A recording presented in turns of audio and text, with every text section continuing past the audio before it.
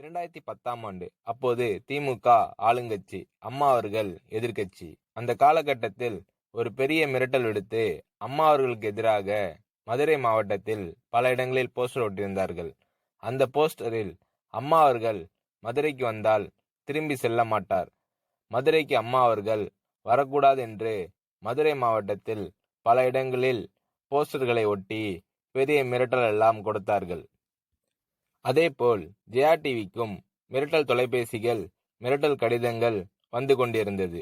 ஜெயா டிவியின் செய்தி பிரிவினர் இந்த மிரட்டல்களை பற்றி சின்னம்மா அவர்களிடம் சொல்லி அம்மா அவர்களின் கவனத்திற்கு கொண்டு சென்றார்கள்.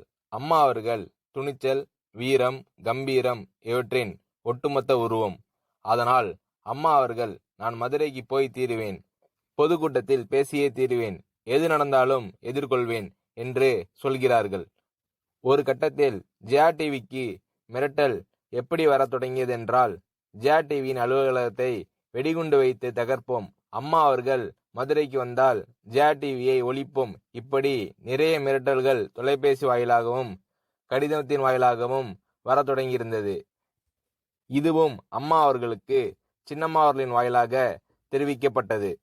இந்த மிரட்டல்கள் எல்லாம் கடந்து அம்மா அவர்கள் மதுரைக்கு சென்று பிரம்மாண்டமான பொதுக்கூட்டத்தில், லட்சக்கணக்கான மக்கள் கூட்டத்தில் எழுச்சி உரை ஆற்றும்போது, ஒரு எதிர்க்கட்சியின் தலைவி என்ற முறையில் என்னை நீங்கள் மிரட்டுங்கள், ஒரு எதிர்க்கட்சியை நான் நடத்துகிறேன் என்பதற்காக கழகத்தை மிரட்டுங்கள், ஜெயா டிவியை எதற்காக மிரட்டுகிறீர்கள், ஜெயா டிவியின் அலுவலகத்தை நீங்கள் தகர்த்து விடுவீர்களா, ஜெயா டிவியை நீங்கள் ஒழித்து கட்டி விடுவீர்களா, பார்க்கலாமா, ஜெயா டிவியை ஒழித்து கட்டிவிட்டால் என்னுடைய அரசியல் குரலை ஒழித்து விடலாம் என்று கனவு காண்கிறீர்களா, ஜெயா டிவி என் உயிருக்கும் மேலானது, நான் என்னுடைய உயிரை விட அதிகமாக நேசிப்பது, என்னுடைய அரசியல் கரமாக நான் போற்றி புகழ்வது, அதன் மேல் நீங்கள் கை வைப்பீர்களா, பார்க்கலாமா என்று அம்மா அவர்கள் எழுச்சி உரையாற்றுகிறார்.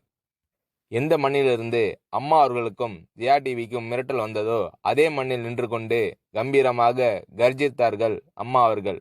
இப்படியெல்லாம் அம்மா அவர்களின் அன்புக்கும் மரியாதைக்கும் பாத்திரமாக ஜெயா டிவி இருந்தது.